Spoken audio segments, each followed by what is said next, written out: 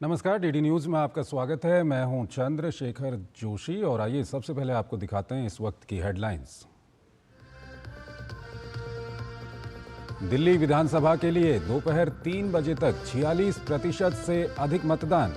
राष्ट्रपति द्रौपदी मुर्मू, उपराष्ट्रपति, सीजेआई, उपराज्यपाल समेत तमाम दिग्गजों ने डाला वोट। आप, बीजेपी और कांग्रेस के बीच है त्रिकोणीय मुकाबला।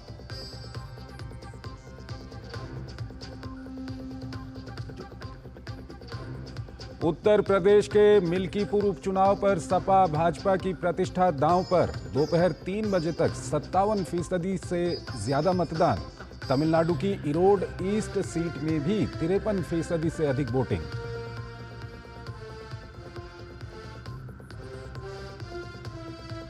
प्रधानमंत्री नरेंद्र मोदी ने महाकुंभ में लगाई आस्था की डुबकी। विधि विधान से त्रिवेणी पर मां गंगा का किया पूजन। अब तक 38 करोड़ से ज्यादा श्रद्धालुओं ने किया स्नान।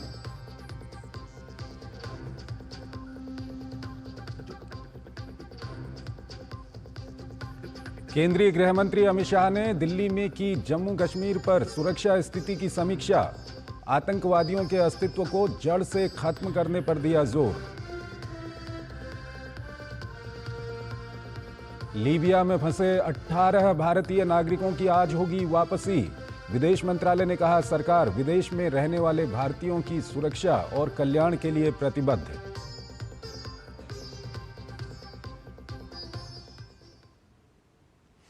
और आइए अब खबरों को विस्तार से देखते हैं। दिल्ली विधानसभा चुनाव के लिए मतदान जारी है। दिल्ली की सभी 70 सीटों पर मतदाता अपने मताधिकार का प्रयोग कर रहे हैं। चुनाव आयोग के मुताबिक दोपहर 3 बजे तक दिल्ली में 46% से अधिक मतदान दर्ज किया गया। सबसे अधिक मतदान उत्तर पूर्वी जिले में 52.73% दर्ज किया गया, जबकि मुस्तफाबाद विधानसभा क्षेत्र में सबसे ज्यादा 56.12% मतदान दर्ज हुआ। दिल्ली के मतदाता 699 उम्मीदवारों के भाग्य का फैसला करेंगे। मतदान सुबह 7 बजे शुरू हुआ, जो शाम 6 बजे समाप्त होगा। जहां एक तरफ आम आदमी पार्टी अपनी योजनाओं के दम पर लगातार तीसरे कार्यकाल के लिए सत्ता में आने की कोशिश में है, जबकि भाजपा 25 से अधिक वर्षों के बाद राजधानी में वापसी के लिए जोर लगा रही है। वहीं दिल्ली में 2013 तक 15 वर्ष शासन करने वाली कांग्रेस पिछले 2 चुनाव में एक भी सीट जीतने में विफल रहने के बाद वापसी करने का प्रयास कर रही है।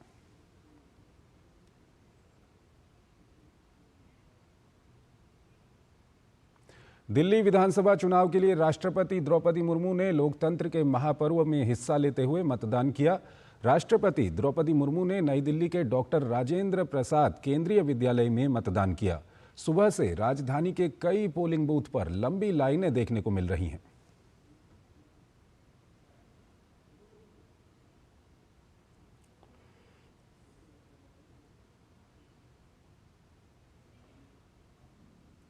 और वहीं दिल्ली विधानसभा चुनाव के लिए उपराष्ट्रपति जगदीप धनखड़ ने अपने मताधिकार का प्रयोग किया। उपराष्ट्रपति ने अपनी पत्नी सुदेश धनखड़ के साथ कतार में लगकर लोकतंत्र के इस महापर्व में भाग लिया।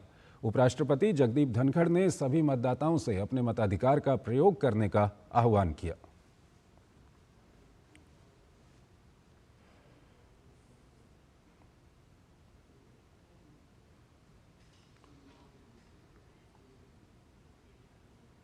भाजपा सांसद मनोज तिवारी ने यमुना विहार में अपना मतदान किया। उन्होंने कहा कि दिल्ली की जनता स्वच्छ बिजली और स्वच्छ पर्यावरण के लिए वोट कर रही है। दिल्ली को सजाने के लिए घर से बाहर आइए, जल्दी बूथ पर पहुंचिए और अपने मत का दान करिए। दिल्ली को बचाने के लिए, दिल्ली के कल्याण के लिए आप अपना मत जरूर दीजिए, ये हमारी प्रार्थना है। साफ पानी मिले, साफ हवा मिले, साफ यमुना मिले, बुजुर्गों को पेंशन मिले, इसके लिए अब तो 27 साल दूसरों को देख लिया। इस बार लोग भाजपा को टेस्ट करने के लिए दिल्ली सरकार में ला रहे हैं। दिल्ली विधानसभा चुनाव में मतदान को लेकर दिल्ली में उत्साह का माहौल देखने को मिल रहा है। आज 90 साल के बुजुर्ग मतदाता भी मतदान केंद्र पर पहुंच रहे हैं। दिव्यांगों के लिए भी चुनाव आयोग ने विशेष सुविधा दी है।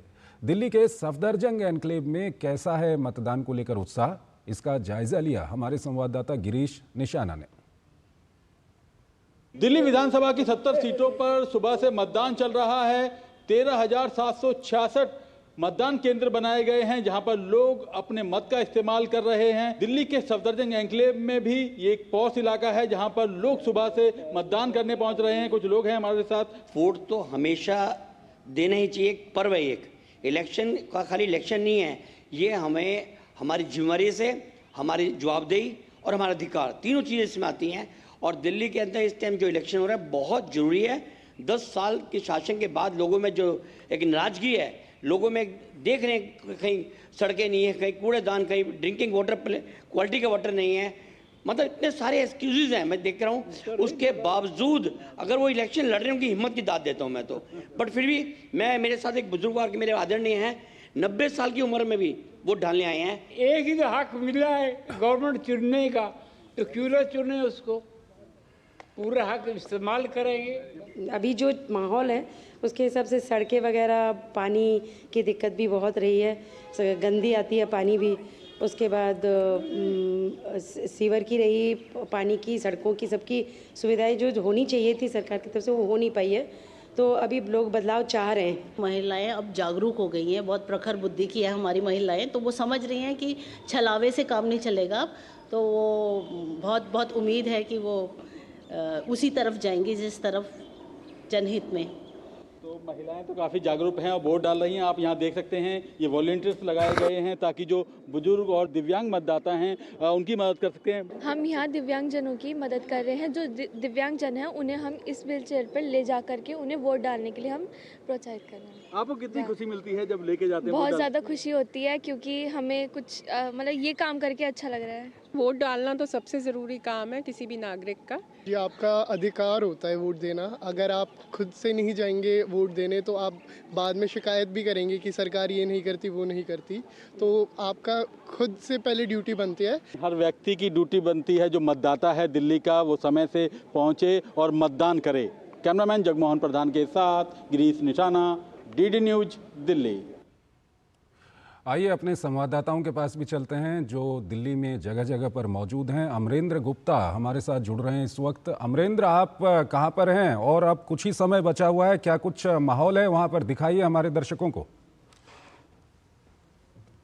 देखिए चंद्रशेखर, मैं इस समय नई दिल्ली के लेडी इरविन कॉलेज के एक मतदान केंद्र पर हूं और अगर मैं बात करूं तो सुबह से यहाँ लगातार जो मतदाता हैं उनमें खासा उत्साह देखा गया। और जिस तरह से आज जो है लोकतंत्र का एक बहुत बड़ा पर्व है और इसको लेकर जो है लगभग बहुत बड़ी तैयारियां जो निर्वाचन आयोग ने की थी। और खासकर मैं आपको बता दूं कि जो दिल्ली में जो यूथ वोटर्स हैं वो इस बार टारगेट पे थे निर्वाचन आयोग के, और 2,08,000 जो यूथ वोटर्स हैं उनको लगातार कैंपेन किया गया, उनसे अपील की गई कि वो इस बार जो है वोटिंग में अपना जो भागीदारी सुनिश्चित करें। तो लगातार जो यूथ वोट आते रहे। और नंबर 2 जो सबसे बड़ी बात थी चुनाव आयोग की, इस बार उन्होंने जो दिव्यांग और जो सीनियर सिटीजन है, बुजुर्ग जो मतदाता है, उनके लिए खासी पहल देखने को मिली।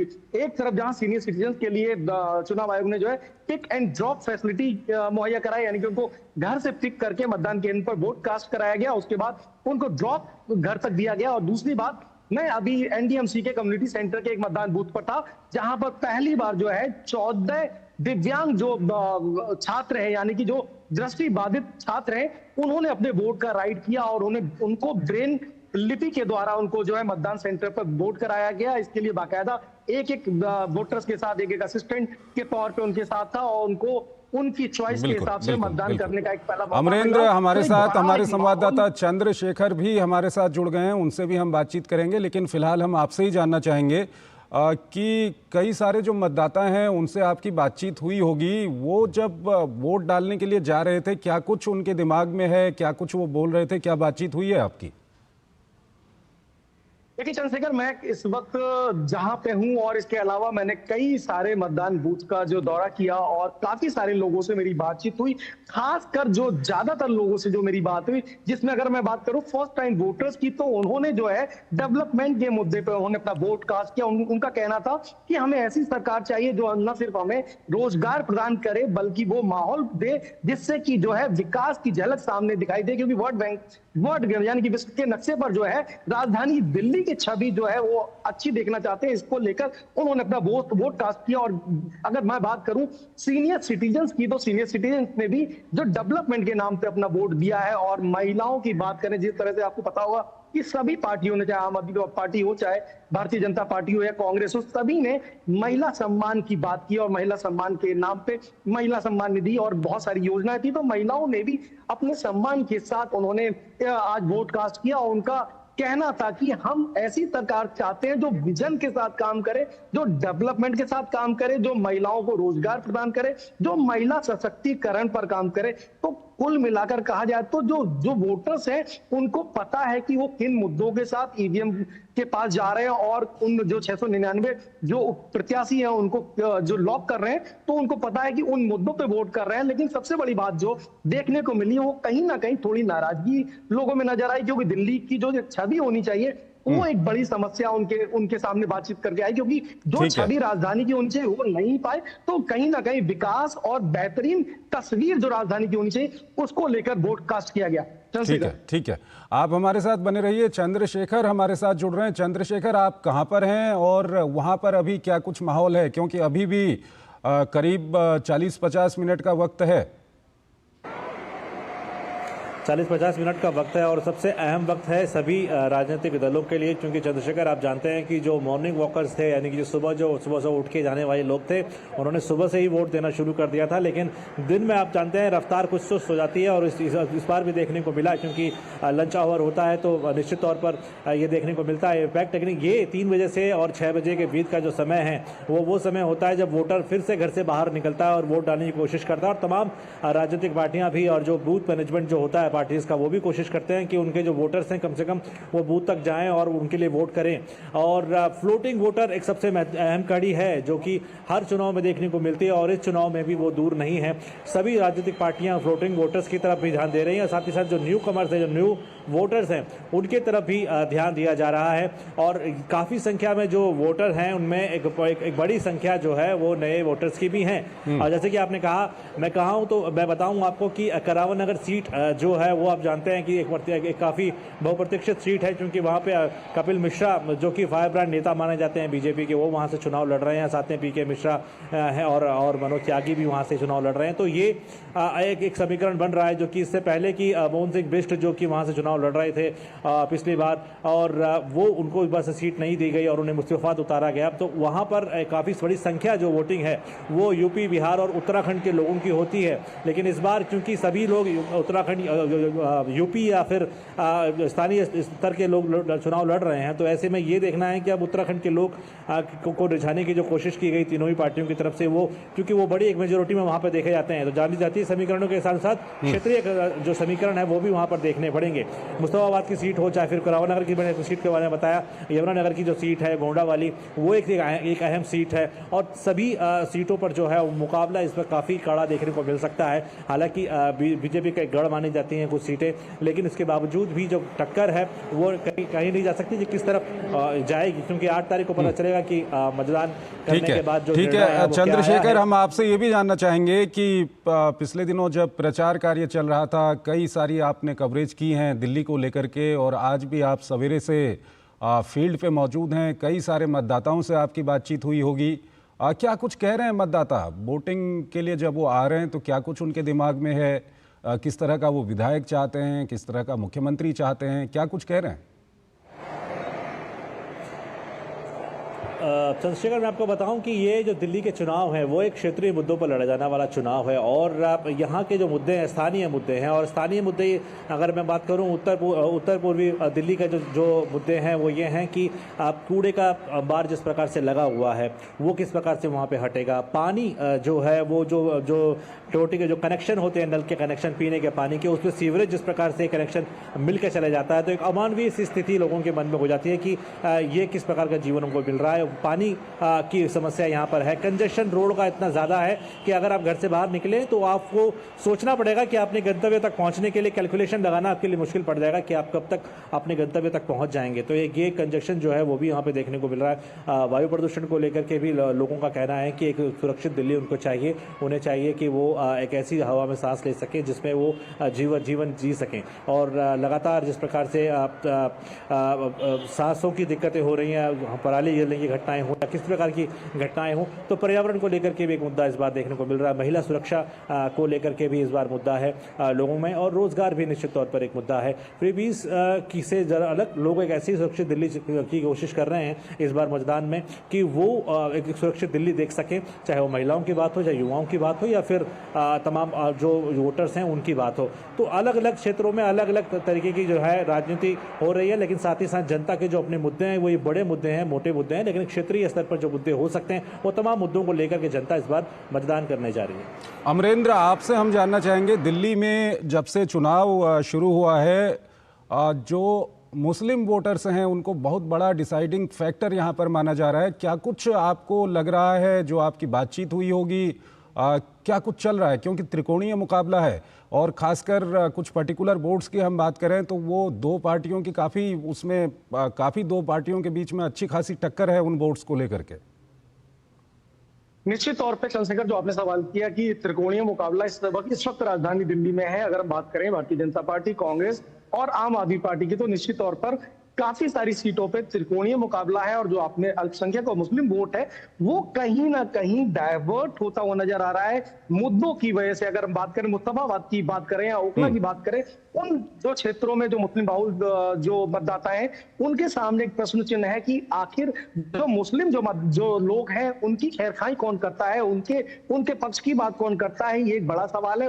जो अल्पसंख्यक बहुल जो क्षेत्र है जिसमें हम स्लम्स के जो इलाके हैं वहां की बात करें तो विकास वाला एक मुद्दा है। तो कहीं ना कहीं जो मुस्लिम जो वोट है वो इस वक्त डाइवर्ट होता हुआ दिख रहा है, क्योंकि मामला बहुत त्रिकोणीय। और जो जिस सीट पर मैं खड़ा हूं ये एक हॉट सीट है चंद्रशेखर। ये नई दिल्ली जो है विधानसभा एक हॉट सीट है। यहाँ पर दिल्ली के पूर्व मुख्यमंत्री और पार्टी के संयोजक अरविंद केजरीवाल चुनावी ताल ठोक रहे हैं और उनके खिलाफ जो है साहेब सिंह वर्मा के बेटे प्रवेश वर्मा भारतीय जनता पार्टी से और कांग्रेस से शीला दीक्षित के बेटे संदीप दीक्षित है। तो यहाँ पर भी देखिए मुकाबला बहुत कड़ा है। और जो मेरे सहयोगी चंद्रशेखर ने जो बात की थी फ्लोटिंग वोटर्स वाली, वो खासी अहम हो सकती है दिल्ली की तस्वीर को बदलने के लिए। तो इसमें एक बड़ा पहलू देखिए चंद्रशेखर, मैं आपको ये बता दूं कि जैसे आप देखते हैं कि जो लोकसभा का चुनाव होता है उसमें भारतीय जनता पार्टी का जो वोटिंग परसेंटेज होता है वो 55 से 56% होता है। और दिल्ली की जो 7 लोकसभा सीटें भारतीय जनता पार्टी अपने खाते में ले लेती है। लेकिन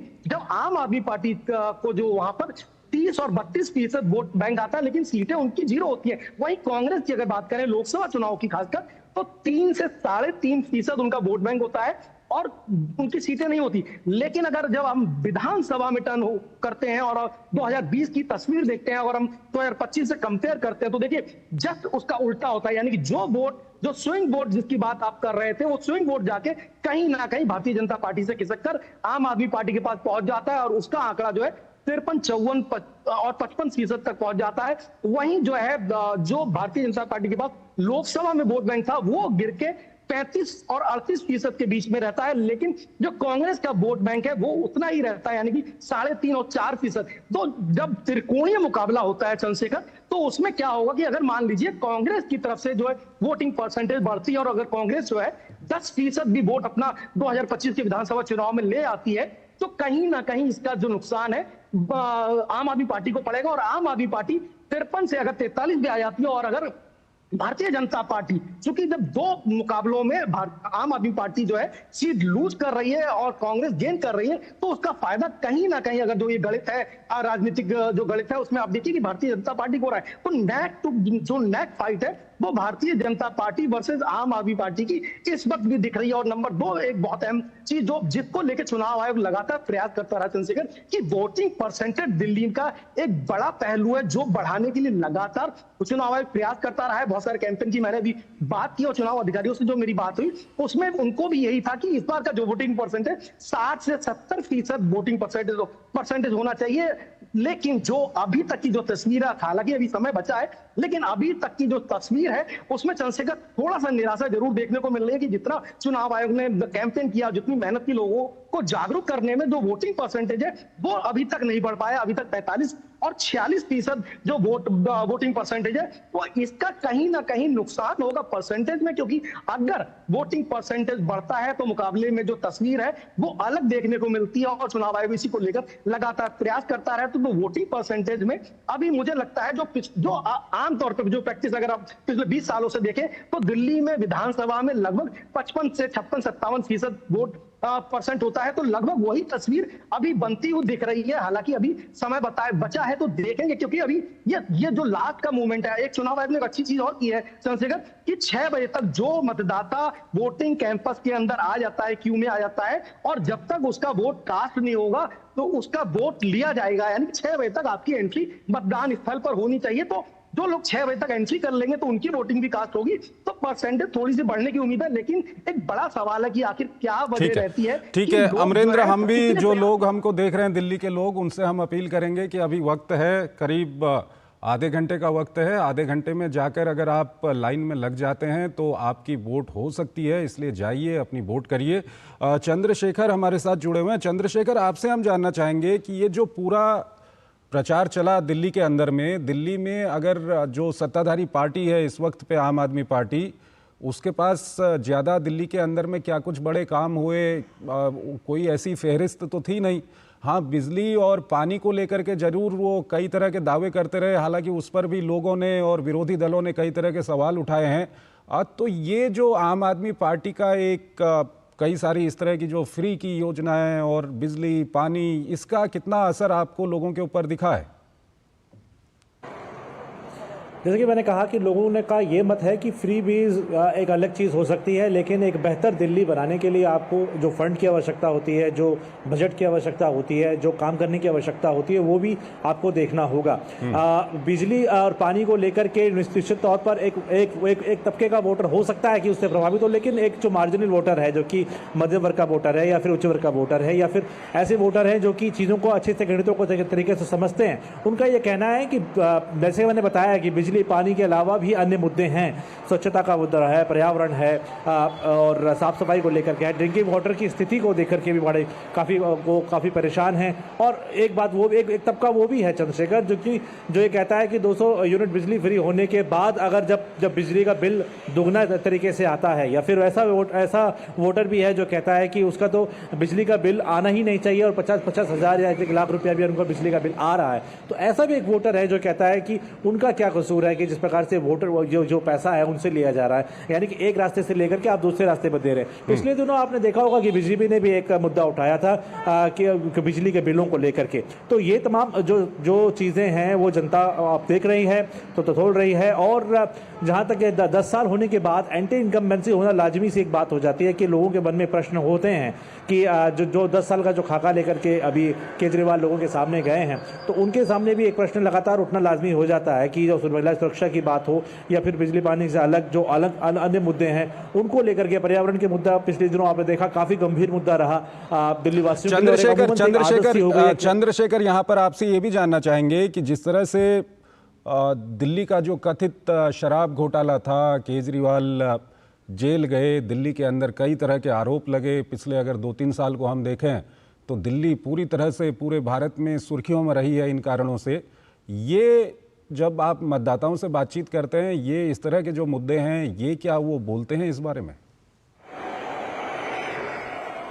निश्चित तौर पर असर पड़ता है चंद्रशेखर, क्योंकि जब आप एक ईमानदारी की छवि लेकर के आप आते हैं सत्ता में, या फिर किसी कुछ वादा करने के बाद आप आते हैं सत्ता में और उसके बाद एक के बाद एक आप पे आरोप लगते हैं और आरोप ही नहीं आप जेल तक पहुंच जाते हैं, तो फिर निश्चित तौर पर एक मतदाता कुछ ठगा सा महसूस करता है, या फिर जो वोटर होता है वो ठगा सा महसूस करता है। वो सोचने में मजबूर होता है कि क्या ऐसे कारण रहे होंगे कि उनके जो बेदाग पार्टी कहकर के सत्ता में जो पार्टी आई थी वो इस प्रकार के कुकर्मों में या प्रकरणों में वो शामिल होती हुई नजर आ रही है। तो ये निश्चित तौर पर लोगों के मन में था। लोगों से हमने सवाल भी किए कि जो पिछली बार जो घटनाक्रम हुए उन घटनाक्रमों को आप किस प्रकार से देखते हैं, और 10 साल का जो मैं एंटी इनकम्बेंसी की बात कर रहा हूँ उसमें ठीक है चंद्रशेखर, अमरेंद्र आप हमारे साथ बने रहिए। एक खबर आ रही है इस वक्त हमारे पास, दिल्ली के महरौली विधानसभा क्षेत्र से फर्जी मतदान करने आए 2 लोगों को पुलिस ने हिरासत में लिया है। तो इस वक्त ये बड़ी खबर है, फर्जी मतदान करने वहां पर लोग पहुंचे थे और उन दोनों लोगों को हिरासत में लिया गया है। आप सुनिए क्या कुछ कह रहे हैं।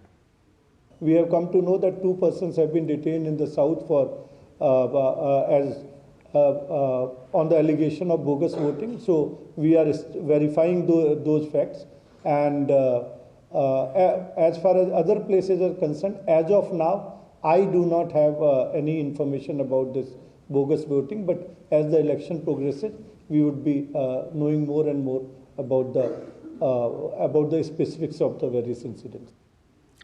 तो दिल्ली के जो लोग हमको देख रहे हैं इस वक्त पे, उनसे हम कहेंगे कि क्योंकि होता क्या है कि जो अंतिम के घंटे होते हैं, अंतिम का समय है, उस समय पे जो राजनीतिक दल होते हैं वो काफ़ी दबाव बनाते हैं कई लोगों पर फर्जी मतदान करने का।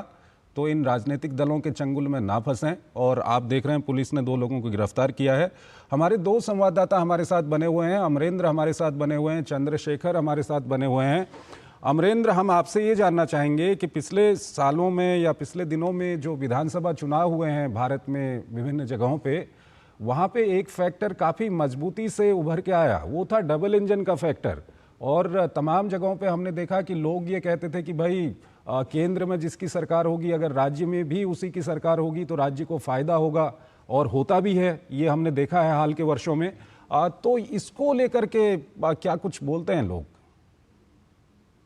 चंद्रशेखर, मैं उस बात पे आऊंगा जो अभी आपने फर्जी वोटर की बात कही, उसमें मैं एक आंकड़ा आपको देना चाहता हूं कि देखिए दिल्ली पुलिस के अलावा जो सुरक्षा के मतदान केंद्रों की जो सुरक्षा है वो काफी चाक चौबंद है। उसमें सबसे बड़ी बात है कि इस बार जो है चुनाव आयोग ने 3000 जो ऐसे सेंसिटिव जो मतदान स्थल थे उनको आइडेंटिफाई किया था जहां पर इस तरह की शिकायतें पिछले चुनावों मिलती रही है, और वहां पर 30,000 फोर्स को डिप्लॉयड किया गया। यानी कि 3000 उन मतदान संवेदनशील मतदान केंद्रों पर 30,000 जो है फोर्सेस को डिप्लॉय किया गया था, जिसमें अब बात करें ओवरऑल 35,000 के आसपास दिल्ली पुलिस है, 20 पैरा मिलिट्री फोर्सेस की कंपनियां हैं, इसके अलावा 19,000 जो है होम गार्ड्स हैं, इसके अलावा मतदान पोलिंग में जुड़े हुए काफी बड़ी संख्या में लोग हैं। तो कहीं ना कहीं इस बार जो है, और लगातार दिल्ली के जितने जिला है उनके निर्वाचन अधिकारियों से जो मेरी बात हुई पिछले दिनों, उन्होंने कहा कि चाक चौबंद सुरक्षा व्यवस्था है और जगह जगह मॉनिटरिंग की जा रही है, बाकायदा वॉर रूम बनाकर उनकी मॉनिटरिंग की जा रही। तो इस तरह की चीजें कहीं ना कहीं तुरंत प्रकाश में आएंगी और उसको आइडेंटिफाई करके कार्रवाई की जाएगी। तो ये उसका नतीजा जो अभी आपने खबर कही। दूसरी बात जो आपने की, और उससे पहले जो एक सवाल था फ्री बीज वाला, और उस दोनों सवालों को मैं कनेक्ट करते हुए कहता हूं चंद्रशेखर, देखिए मैं पिछले लगभग 20-25 दिनों से लगातार ग्राउंड में घूम रहा हूं, दिल्ली विधानसभा के चप्पे चप्पे पर घुमा हूं, लेकिन अगर मैं इन 5 से 7 दिनों की बात करूं तो एक तस्वीर निकल कर सामने आ रही चंद्रशेखर, जिस तरह से लगातार दिल्ली में जो पॉलिटिक्स है या देश के कई कोनों में पॉलिटिक्स है, जो फ्री बीज वाली जो आपने अभी कहा, मेरे सहयोगी चंद्रशेखर ने इस बात को मुद्दा उठाया कि फ्री बीज की बात हर पार्टी कर रही है, चाहे भारतीय जनता पार्टी हो, चाहे कांग्रेस हो, चाहे आम आदमी पार्टी हो। लेकिन आज जनता जब मतदान स्थल पर जा रही है तो ये बात सोच रही है कि अगर फ्री बीज के लिए आम आदमी पार्टी कहती है कि हम इतने सारे फंड हमारे पास फ्री बीज के लिए, हम महिलाओं को 2100 रुपए देंगे, हम तीर्थ यात्रा देंगे, मेट्रो फ्री करेंगे, लेकिन जब 10 सालों का अगर आप उनका इतिहास देखें तो कहीं ना कहीं आम आदमी पार्टी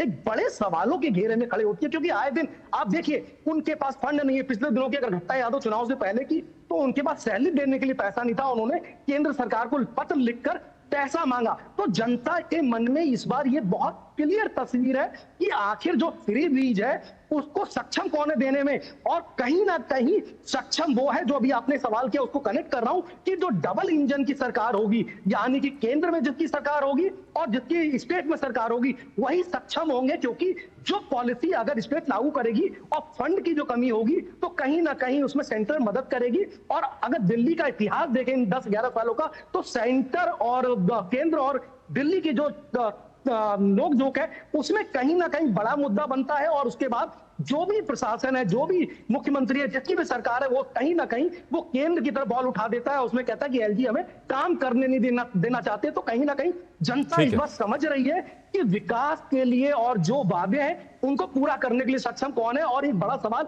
इसलिए भी हो जाता है, और मैं इसलिए बता रहा हूं क्योंकि इन 10 दिनों में मैंने तस्वीर को बहुत करीब से देखा है, ग्राउंड में मैं घूमा हूं, तो मेरे को लोगों से जब बातचीत हुई तो लोगों के मन में सवाल है कि आखिर केजरीवाल या उसकी सरकार ने जब 10 साल में हमसे वादे किए, लेकिन जब वादों को पूरा करने की बात होती है तो वो ये कहते हैं कि एलजी काम करने नहीं देते। ठीक है अमरेंद्र, चंद्रशेखर हमारे साथ जुड़े हुए हैं। चंद्रशेखर, आपसे हम ये जानना चाहेंगे कि जो अभी मैं अमरेंद्र से सवाल कर रहा था, ये जो डबल इंजन का फैक्टर है, ये हमने काफ़ी, आपने तो कई राज्यों में चुनाव भी कवर किया है पिछले कुछ सालों में, विधानसभा चुनाव, ये काफ़ी मजबूती से उभरा हुआ है एक फैक्टर हमने देखा है हाल के वर्षों में। यहाँ क्या कुछ लग रहा है आपको? क्या जब आप मतदाताओं से बातचीत करते हैं, ये जो डबल इंजन का फैक्टर है ये मजबूती से उभर रहा है यहाँ पर भी? देखिए, जो बात अमरेंद्र कह रहे थे उसको ही अगर कॉन्टेक्स्ट में लेकर घूमें, क्योंकि अगर आप सवाल करेंगे तो निश्चित तौर पर जवाब भी उस तरीके से आपको आएगा कि अगर बीजेपी अगर मान लीजिए एक सरकार है या फिर कांग्रेस की अगर कहीं सरकार होती है तो किस प्रकार से आप क्षेत्रीय स्तर पर जो सरकारें हैं वो अपने काम को करने में किस प्रकार से सफल होती हैं। केजरीवाल की जहां तक सरकार की बात है, लगातार अमरेंद्र जिस प्रकार से कह रहे हैं, निश्चित तौर पर लोगों के बीच में जब जाते हैं तो उनके बाद ये बात सवाल जरूर होता है कि जब भी उनसे सवाल किया जाता है किसी चीज़ को मानने का, तो वो लगातार यही कहते आए हैं ग्राउंड पर भी कि वो करना चाहते हैं लेकिन वो करने नहीं देती है। तो ये जो प्रश्न है, ये प्रश्न मतदाता के मन में है कि ये जो खिंचाव है या फिर जो कोई दिक्कतें हैं, तो क्यों ना फिर ऐसी सरकार को चुनने की कोशिश की जाए या फिर ऐसे विकल्प को तलाशने की कोशिश की जाए जो कि आप जिसमें ये जो प्रश्न है वो हट जाए और फिर विकास के पर वो आगे बढ़ पाए। वही चीज़ हमने एमसीडी में भी देखी, वही चीज़ें हम विधानसभा में भी देख रहे हैं। तो निश्चित तौर पर हर सवाल का एक ही जवाब अगर लगातार आपको सुनने को मिल रहा है तो जनता के मन में कहीं ना कहीं साइकोलॉजी में चीज़ें क्लिक करती हैं कि जब यही सवाल का जवाब मिलना है तो विकल्प को भी उस तरीके से तलाशने की कोशिश की जाए। फिलहाल ये बोलना अभी मुश्किल होगा कि जनता अभी क्या चाह रही है या फिर वो क्या 8 तारीख को जब रिजल्ट आएगा तब देखा जाएगा कि जनता किस विकल्प को चुन रही है। लेकिन जो ग्राउंड की रियलिटी है, जो ग्राउंड में जाकर के हम लोग पूछते हैं, सवाल के जो जवाब मिलते हैं वो देखो कमोबेश इसी प्रकार के जवाब है जो अमृत कह रहे हैं कि सवाल की अगर हम कोई सवाल उनसे कर रहे हैं तो उनका यही जवाब होता है कि वो हमें करने नहीं दिया जा रहा है। तो जनता भी सोच रही है कि अगर दूसरे विकल्प को तलाशा जाए तो निश्चित तौर पर वो बेहतर साबित हो सकता है। और जो फंड की बात है, जो एलोकेशन की बात है, जो भी फंड मिल रहा है, कुछ लोगों का तो ये भी कहना है कि जो फंड इनको मिल रहा है वो ये फ्रीबीज में डाल रहे हैं। जैसे बिजली कंपनियां हैं, कुछ समझने में ये भी आया था कि बिजली कंपनियों को बकाया नहीं पहुँच पा रहा है और जो बकाया पहुँच रहा है वो केंद्र सरकार द्वारा जो फंड दिया जाता है हर साल बजट में उसमें से निकाल करके उनको दिया जा रहा है। तो फिर ऐसे में क्वेश्चन उठता है कि फिर डेवलपमेंट किस प्रकार से होगा, किस प्रकार से आप रोड बना रहे हैं, किस प्रकार से आप फ्लाईओवर बनाएंगे, क्योंकि दिल्ली को तो फ्लाईओवर की नगरी एक टाइम पर बनाया गया था और इस समय भी आप देखें ट्रैफिक कंजेशन वहीं का वहीं है, कूड़े की समस्या वहीं की वहीं है, पानी की समस्या वहीं की वहीं है। तो जब 10 साल की एंटी इनकम्बेंसी को लगातार अगर आप देखते चले जाएंगे तो आपको निश्चित तौर पर डबल इंजन की तरफ बढ़ने का विकल्प लोग सोचेंगे, जरूर सोचेंगे, क्योंकि विकल्प आपके सामने हैं, 3 विकल्प हैं, लेकिन फिर भी आप कोशिश करेंगे कि जो केंद्र में है या फिर राज्य सरकार में, अगर राज्य में भी वो सरकार आती है तो निश्चित तौर पर हो सकता है कि उनके दिनों को उभरने का मौका मिल सके। बहुत बहुत आपका शुक्रिया अमरेंद्र, चंद्रशेखर, दोनों संवाददाताओं का बहुत बहुत शुक्रिया। आपने ग्राउंड से कई सारी जानकारी हमारे दर्शकों के साथ साझा की है और दिल्ली के मतदाता जो हमें देख रहे हैं उनसे हम अपील करेंगे कि अभी वक्त है, करीब आधे घंटे का वक्त है, आप अपने बूथ पर जाइए, वहाँ पर अगर भीड़ है तो आप लाइन में लगिए और नहीं तो वहाँ पर आप वोट करके आइए। और अगर आप 6 बजे तक लाइन में लगते हैं तो उसके बाद भी आपको चुनाव आयोग वोट करने देगा और आपका वोट काफ़ी महत्वपूर्ण है। और एक छोटा सा यहाँ पर ब्रेक लेते हैं, ब्रेक के उस पार कुछ अन्य खबरें आपको बताएंगे।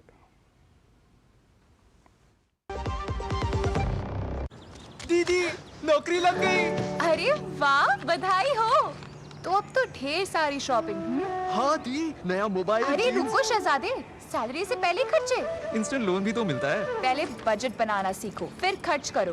पर दी, देखो, कमाई का एक हिस्सा हमेशा बचाना चाहिए, लेकिन पार्टी देने से नहीं बचोगे तुम। हाँ दी, पार्टी मेरी, बजट तुम्हारा। अच्छा। RBI कहता है, सही वित्तीय बर्ताव करे आपका बचाव। स्वागत है आपका ब्रेक के बाद। अयोध्या की मिल्कीपुर सीट पर आज उपचुनाव के लिए मतदान हो रहा है। मिल्कीपुर विधानसभा क्षेत्र के 414 बूथों पर सुबह 7 बजे से मतदान जारी है। दोपहर 3 बजे तक 57.13% मतदान हुआ है। 2024 में हुए लोकसभा चुनाव में मिल्कीपुर विधानसभा के विधायक अवधेश प्रसाद के सांसद चुने जाने के बाद ये सीट खाली हुई थी, जिस पर आज चुनाव हो रहा है। मिल्कीपुर सीट पर बीजेपी का सीधा मुकाबला समाजवादी पार्टी से होना है। दोनों ही दलों ने इस चुनाव को जीतने के लिए पूरी ताकत लगा रखी है।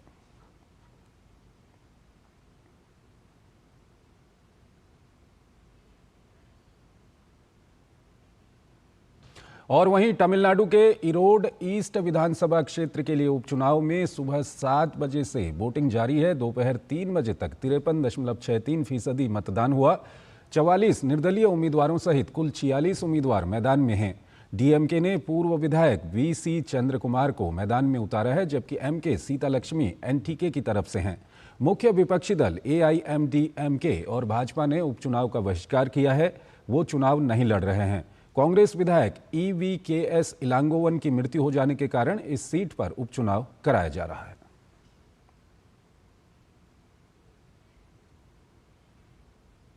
और आइए अब नजर डालते हैं महाकुंभ से जुड़ी हुई खबरों पर।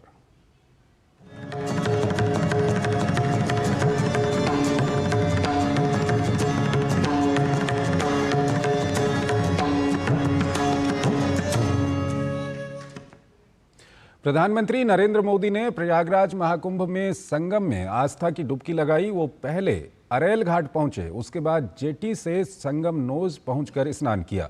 प्रधानमंत्री ने संगम को जलांजलि अर्पित की और ध्यान किया। इस दौरान प्रधानमंत्री के हाथ में रुद्राक्ष की माला भी नजर आई, जिससे उन्होंने जप किया।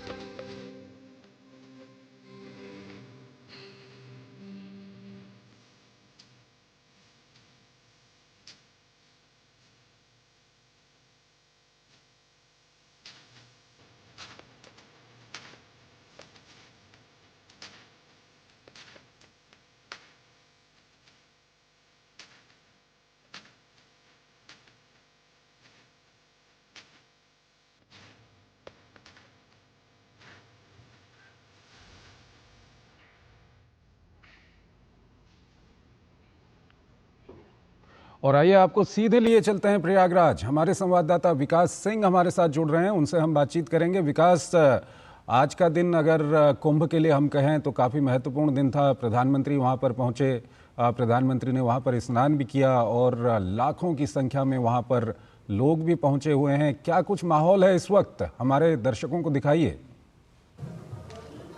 जी बिल्कुल, 63 लाख से ज़्यादा लोग शाम 4 बजे तक यहाँ पर स्नान कर चुके हैं और आप ये संख्या तकरीबन आज शाम तक 39 करोड़ पार कर जाएगी, ऐसा माना जा रहा है, क्योंकि 38 करोड़ से ज़्यादा श्रद्धालु कल तक ही स्नान कर चुके थे और ये स्नान का सिलसिला जारी रहता है। महाकुंभ में दिन और रात नहीं होती है, यहाँ श्रद्धालुओं की संख्या हर समय बनी रहती है। यहाँ पर देश भर से श्रद्धालु आते हैं और जब जो जिस समय आ गया वो सीधे त्रिवेणी संगम का रुख कर लेता है और वहाँ पहुंचकर आस्था की डुबकी लगाता है। इस समय हम वैसे तो मेला अखाड़ा क्षेत्र में है, ये अपने पीछे हम कुछ दिखाना चाहेंगे। ये दिव्य और भव्य दृश्य है, ये जो लाइटिंग है, जो प्रकाश है, ये पूरी दुनिया देख रही है, अनंत आकाश देख रहा है। और हम अपने कैमरामैन से कहेंगे थोड़ा सी जो है कह रहे हैं ये तस्वीरें दिखाए, पीछे से आप लोग हटे। और ये जो अद्भुत अलौकिक ये लाइटिंग है, ये बिल्कुल ये पूरी दुनिया इसमें निगाह बनी है कि ये जो मेला क्षेत्र है महाकुंभ का,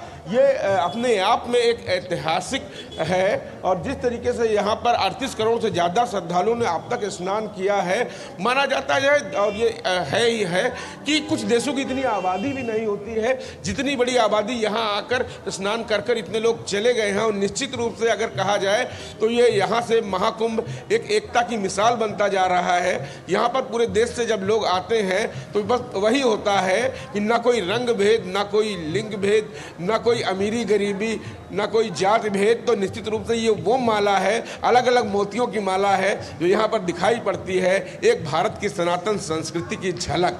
यहाँ पर सभी लोग मिलकर स्नान करते हैं माँ गंगा मैया में, गंगा जमुना सरस्वती के पावन तट पर। ऊपर इसके साथ साथ यहाँ पर 10 लाख कल्पवासी भी हैं जो प्रतिदिन 2 बार स्नान करते हैं और एक वक्त भोजन करते हैं और दिन भर प्रभु की भक्ति में लीन रहते हैं। यहाँ पर भागवत कथा हर समय चला करती है। यहाँ ठीक है विकास, बहुत बहुत आपका शुक्रिया इन तमाम जानकारियों को हमारे दर्शकों तक पहुँचाने के लिए। एक बड़ी खबर इस वक्त हमारे पास आ रही है। दिल्ली में शाम 5 बजे तक 57.70% मतदान हो गया है। तमिलनाडु विधानसभा की अगर हम बात करें, जो वहां पर उपचुनाव चल रहा है, इरोड में 64.02% वहां पर मतदान हो गया है। यूपी के मिल्कीपुर की अगर हम बात करें तो वहां पर 65.25% मतदान हो गया है। और दिल्ली में शाम 5 बजे तक 57.70% मतदान। तमिलनाडु इरोड ईस्ट सीट की अगर हम बात करें तो 64.02% वहाँ पर मतदान हो चुका है। यूपी में मिल्कीपुर में 65.25% मतदान हो चुका है। तो लोग अपने घरों से निकल रहे हैं। और दिल्ली की अगर हम बात करें तो दिल्ली में अभी भी वक्त है कुछ मिनटों का, करीब 20 मिनट अभी भी हैं। अगर लोग अभी भी बूथों पर पहुंचते हैं तो उनको मतदान करने दिया जाएगा। और इस सब के बीच ये जो चुनाव वोट प्रतिशत है वो आपकी स्क्रीन पे आप देख सकते हैं।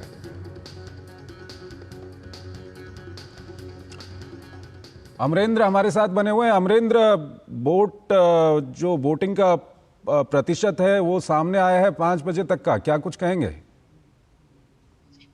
देखिए, निश्चित तौर पे चंद्रशेखर, मैं कहूं तो चुनाव आयोग जिसके लिए चिंता कर रहा था और जिसके लिए सबसे ज्यादा उन्होंने प्रयास किए थे और लगातार ये प्रयास जारी थे, तो कहीं ना कहीं एक सुखद फल के तौर पर देखा जा सकता है कि जो वोटिंग परसेंट 3 बजे तक 43 के आसपास थी, वो बढ़ के 50 और 52% तक और 55% तक पहुंच रही है। तो इसका मतलब ये उम्मीद करनी चाहिए कि इस बार का जो परसेंटेज है 60 पार कर जाएगा, क्योंकि यही एक बड़ा मुद्दा भी था कि दिल्ली की जो आम जनता है और दिल्ली का जो वोटर्स है, जिसमें यूथ वोटर्स, और चंद्रशेखर इसमें दो मैं आंकड़े देना चाहता हूँ। जो 18 से 19 साल के जो वोटर्स हैं उनकी संख्या 2,08,000 है और जो 21 से और 30 साल के वोटर्स हैं उनकी संख्या 26 लाख है। और ये जो 26 और 28 लाख जो वोटर्स हैं, ये एक टर्निंग पॉइंट होता है, जो कि राजधानी में देखिए क्या होता है कि जो यूथ वोटर्स है वो निकल के टर्न आउट नहीं कर पाता वोटिंग कास्ट करने के लिए। तो कहीं ना कहीं चुनाव आयोग ने इन दोनों वोटरों पर, यानी कि 19 और 19 साल के बीच के जो 2,08,000 वोटर्स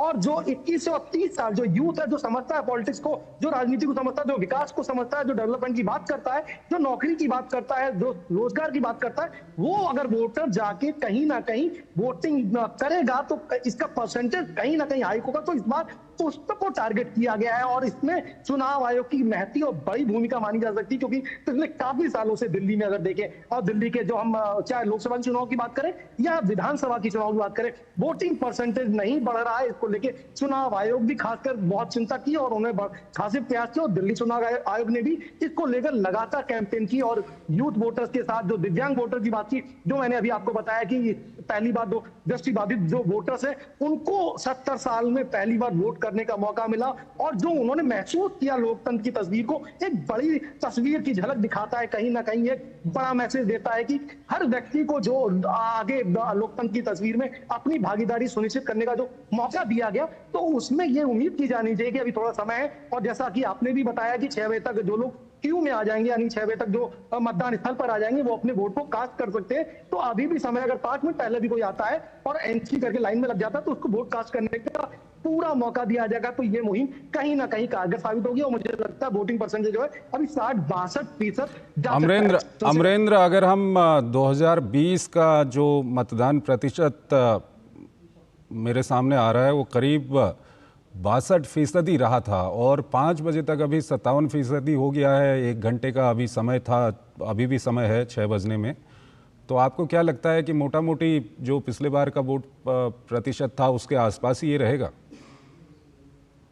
चंद्रशेखर, निश्चित तौर पे जो अभी 57% के आसपास अगर वोट बैंक है वो वोट फीसद है, और पिछली बार भी 62 के आसपास था, तो मुझे लगता है 62 और 63 के आसपास ही टच होगा, क्योंकि बहुत ज्यादा बढ़ने की गुंजाइश नहीं, क्योंकि समय बहुत कम बचा है, और इस कम समय को जो काउंट करेंगे तो जो वोटिंग स्थल पर जो लोग आ जाएंगे उनका ही वोट कास्ट होगा, यानी 6 बजे से पहले जो आए थे उनका वोट कास्ट होगा। तो कहीं ना कहीं वोटिंग परसेंटेज पिछली बार से थोड़ा 1% ज्यादा हो सकता है, लेकिन इसे अच्छी पहल के तौर पर देखा जा सकता है कि पिछले रिकॉर्ड को आपने डाउन नहीं किया, यानी कि जो वोटिंग परसेंटेज है लगभग बराबर रही है, उससे ज्यादा करने का प्रयास। बहुत बहुत शुक्रिया आपका अमरेंद्र इन जानकारियों के लिए, और अगली खबर की ओर हम दर्शकों को अब लिए चलेंगे। केंद्रीय गृह मंत्री अमित शाह ने दिल्ली में जम्मू और कश्मीर की सुरक्षा स्थिति पर एक उच्च स्तरीय समीक्षा बैठक की अध्यक्षता की। बैठक में जम्मू और कश्मीर के उपराज्यपाल मनोज सिन्हा, केंद्रीय गृह सचिव, जम्मू और कश्मीर के मुख्य सचिव और पुलिस महानिदेशक सहित गृह मंत्रालय और जम्मू कश्मीर प्रशासन के वरिष्ठ अधिकारियों ने हिस्सा लिया। गृह मंत्री अमित शाह ने कल भी जम्मू कश्मीर की सुरक्षा स्थिति पर एक महत्वपूर्ण समीक्षा बैठक की थी, जिसमें थल सेनाध्यक्ष जनरल उपेंद्र द्विवेदी और केंद्रीय गृह सचिव सहित कई वरिष्ठ अधिकारियों ने भाग लिया था। बैठक को संबोधित करते हुए केंद्रीय गृह एवं सहकारिता मंत्री ने कहा कि प्रधानमंत्री के नेतृत्व में केंद्र सरकार जम्मू और कश्मीर से आतंकवाद को पूरी तरह समाप्त करने के प्रति कटिबद्ध है। नीरज सिंह हमारे साथ जुड़ रहे हैं। नीरज, कितनी महत्वपूर्ण थी आज की बैठक, और हाल के दिनों में हमने देखा है कि जम्मू कश्मीर में बहुत अंतर आया है पहले से, और जम्मू कश्मीर की जो कई सारी समस्याएं थी वो काफ़ी दूर हुई हैं, और वहाँ पर हाल के वर्षों में चुनाव भी हुए हैं, वहाँ पर एक सरकार भी बनी है। आज की बैठक कितनी महत्वपूर्ण थी इस परिप्रेक्ष्य में? देखिए, बिल्कुल काफ़ी महत्वपूर्ण थी कि जम्मू कश्मीर के अंदर जो सुरक्षा व्यवस्था है वो किस तरीके से रहे। इसके अलावा जो आतंकवादी घटना है उन पर जो लगाम है वो बेहतर तरीके से लगाई जा सके, कोऑर्डिनेशन तमाम एजेंसियों के बीच बेहतर रहे। इसके साथ साथ ही कई सारे दिशा निर्देश गृह मंत्री अमित शाह ने जो तमाम पुलिस के अधिकारी थे और इसके अलावा जो गृह मंत्रालय के अधिकारी थे, आईबी के जो अधिकारी वहाँ पर मौजूद थे, दिए। उन्होंने स्पष्ट तौर से कहा कि एक तो कोऑर्डिनेशन तमाम एजेंसियों के बीच में बेहतर तरीके से होना चाहिए।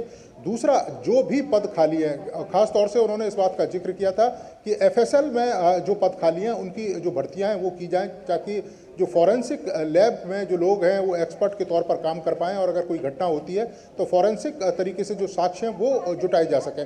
इसके साथ साथ ही जो आतंकवाद है उस पर जीरो टॉलरेंस की जो नीति है उसका पालन करना है। आपने देखा भी है कि पिछले कुछ सालों के अंदर जिस तरीके से आतंकवाद के ऊपर लगाम लगाई गई है, एक तरीके से आतंकवाद धीरे धीरे वहाँ से खत्म होता प्रतीत हो रहा है। और खासतौर से सीमा पार से जो आतंकवादी भारत की सीमा में घुसते थे जम्मू कश्मीर के रास्ते होकर, उन पर भी जो लगाम लगाने का जो काम है वो काफ़ी तेजी के साथ हुआ है, और उस दिशा में और ज़्यादा सतर्कता बरतने की बात है वो गृह मंत्रालय ने कही है। और इसके साथ साथ ही इस बात का भी उन्होंने जिक्र किया कि जो स्लीपर सेल घाटी के अंदर मौजूद हैं, जो भी आतंकवादी घाटी के अंदर मौजूद हैं, उनके जो माता पिता हैं उनसे अगर संपर्क होता है तो संपर्क करें और उनको समझाने की कोशिश करें, मुख्य धारा में लाने की कोशिश करें। और अगर कोई आतंकवादी संगठन या आतंकवादी सरकार के खिलाफत करता है, जो खास तौर से वहाँ पर आतंकवादी घटनाओं की कोशिश करने का प्रयास करता है, तो उस पर सख्त से सख्त रवैया जो अपनाने की बात है वो जांच एजेंसियों से और हमारी जो सुरक्षा एजेंसियां हैं उनको साफ तौर से दिशा निर्देश दिए कि आतंकवाद के खिलाफ किसी भी तरीके की जो प्रयास हैं वो कम नहीं होने चाहिए और लगातार आतंकवादियों के ऊपर दबाव बनाए रखना चाहिए। इसके साथ साथ आपने देखा है कि बड़े पैमाने पर वहाँ पर जो टूरिज्म इंडस्ट्री है उसमें भी एक बूम देखने को मिला है। जब घाटी में आतंकवाद की घटनाएं कम हुई हैं, पत्थरबाजी की घटनाएं कम हुई हैं और उसका जो नतीजा है वो सकारात्मक रूप से दिखाई भी देने लगा है। रोजगार वहाँ पर बढ़े हैं, दुकानें मार्केट प्रॉपर तरीके से खुलने लगी हैं, घाटी में जो पर्यटक हैं वो काफ़ी बड़ी संख्या में पहुँच रहे हैं, जो बताता है कि विकास की रफ्तार घाटी के अंदर अब काफ़ी तेज़ी से दिखाई दे रही है और उसका जो असर है वो आने वाले समय में और ज़्यादा दिखाई देगा और ख़ासतौर से जो वहाँ के स्थानीय लोग हैं उनको उसका जो लाभ है वो मिलेगा।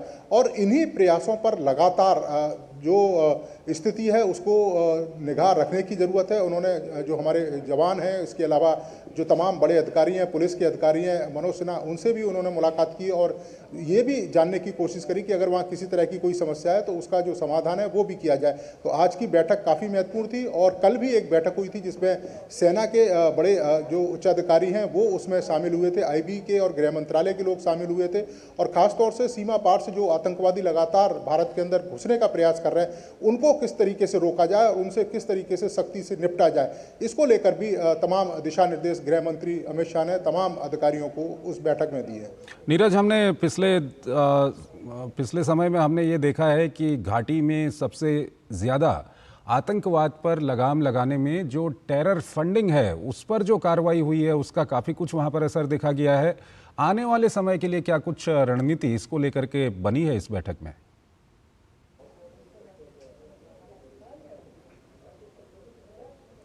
नीरज, मेरी आवाज़ आ रही है आप तक? ठीक है, बहुत बहुत शुक्रिया आपका नीरज इन तमाम जानकारियों के लिए। और अगली खबर की ओर आपको लिए चलते हैं। अवैध प्रवासी भारतीयों को लेकर अमेरिकी सैन्य विमान C-17 आज दोपहर अमृतसर में उतरा। अमेरिका में डोनाल्ड ट्रंप के दूसरी बार सत्ता संभालने के बाद अमेरिका में रह रहे भारतीयों का पहला निर्वासन है। अमेरिकी वायुसेना का विमान टेक्सास के सैन एंटोनियो से उड़ान भरकर अमृतसर के श्री गुरु रामदास जी अंतर्राष्ट्रीय हवाई अड्डे पर उतरा। तो अवैध तरीके से जो लोग अमेरिका गए थे उन पर वहाँ पर सभी देशों के जो लोग अवैध तरीके से अमेरिका पहुँचे हुए हैं उन पर वहाँ पर कार्रवाई चल रही है और उन देशों के लोगों को उनके देशों में वापस भेजा जा रहा है। केंद्रीय कृषि एवं किसान कल्याण और ग्रामीण विकास मंत्री शिवराज सिंह चौहान ने वाटरशेड यात्रा का वर्चुअली शुभारंभ किया। वाटरशेड कार्यक्रम के तहत चेक डैम, बोरी बंधन, मेड बंधान, खेत तालाब आदि जैसी संरचनाएं बनाई जाएंगी। इनसे पानी बचेगा और मिट्टी का क्षरण रुकेगा, सतही जल भी बहकर नहीं जाएगा, जिससे भूजल स्तर बढ़ेगा। यात्रा 26 राज्यों और 2 केंद्र शासित प्रदेशों को कवर करेगी। इस मौके पर शिवराज सिंह चौहान ने कहा कि जल है तो कल है और मिट्टी है तो जीवन है। इस उद्देश्य को ध्यान में रखते हुए यात्रा की शुरुआत की गई है।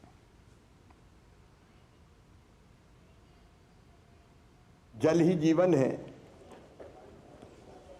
और मिट्टी जीवन का आधार है। जल के बिना कल सुरक्षित नहीं है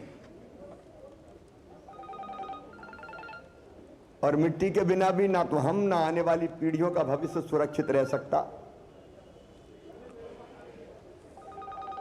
पिछले वर्षों में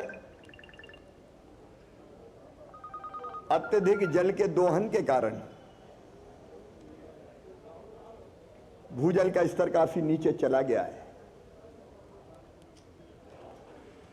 कई ऐसे गांव, शहर जहां धरती पर जल का स्तर बहुत ऊंचा था, कुओं में पानी था, नदियां बहती थी, आज नदियां सूख गई है, पानी बहुत नीचे चला गया है। शिवराज सिंह चौहान ने कहा कि प्रधानमंत्री नरेंद्र मोदी दूरदर्शी हैं। वो आने वाले 50 साल, 100 साल की सोचते हैं, आने वाली पीढ़ियों के भविष्य के बारे में सोचते हैं। आने वाले कल में हमारी पीढ़ियां कैसे जीवित रहेंगी, इस बारे में सोचना पड़ेगा। वाटरशेड यात्रा प्रारंभ हो रही है। मैं जनता को अपील करता हूं, आह्वान करता हूं, प्रधानमंत्री श्रीमान नरेंद्र मोदी जी विजनरी लीडर हैं। वो केवल आज की नहीं सोचते, केवल कल की भी नहीं सोचते, आने वाले 25 साल बाद, 50 साल बाद व्यवस्था कैसे ठीक बनी रहे इसका सोचते हैं, आने वाली पीढ़ियों के भविष्य के बारे में सोचते हैं। इसलिए आइए हम सब इस वाटर शेड यात्रा को अपना कार्यक्रम बना लें, जनता इस कार्यक्रम से जुड़ जाए और अलग अलग जल संरचनाएं बनाने का अभियान चले। केंद्रीय इलेक्ट्रॉनिक्स एवं आईटी मंत्री अश्विनी वैष्णव ने ओपन एआई के सीईओ सैम ऑल्टमैन के साथ भारत में ओपन एआई मॉडल के विकास पर बातचीत की। उन्होंने भारत के स्टार्टअप कंपनियों से नए एआई मॉडल पर विचारों को सामने रखने को कहा। साथ ही भारत की एआई स्टैक, जीपीयू मॉडल और एप्स बनाने की रणनीति पर बात की। Within the applications in healthcare, in education, in agriculture, in weather forecasting, in disaster management, in transportation, multiple different things we are working. And I request the entire startup community to come up with very unique solutions, and we'll be open. We are very soon starting a kind of open competition for it, open empanelment competition kind of thing. So that will be huge. So many problems can be solved, and why don't we use this latest technology that we have for solving these problems? अरब देशों के साथ भारत के संबंधों को मजबूती देने के तहत विदेश मंत्रालय ने बुधवार को नई दिल्ली में भारत अरब विश्वविद्यालयों के अध्यक्षों का सम्मेलन आयोजित किया। इस सम्मेलन में अरब देशों के प्रतिनिधियों के साथ साथ भारतीय विश्वविद्यालयों के प्रतिनिधियों ने भी भाग लिया। ये सम्मेलन उच्च शिक्षा के क्षेत्र में विचारों के आदान प्रदान के लिए एक महत्वपूर्ण मंच प्रदान करता है। विदेश राज्य मंत्री कीर्ति वर्धन सिंह ने सम्मेलन का उद्घाटन किया और भारत और अरब देशों के बीच विशेष रूप से उच्च शिक्षा क्षेत्र में मजबूत सहयोग की संभावनाओं के बारे में अरब देशों के प्रतिनिधियों का ध्यान आकर्षित किया। भारत के अरब जगत के साथ मजबूत संबंध हैं और ये संबंध प्राचीन काल से चले आ रहे हैं। ओमान और सऊदी अरब से लेकर मिस्र, सूडान और उससे आगे के देशों तक महत्वपूर्ण भारतीय निवेश मौजूद है।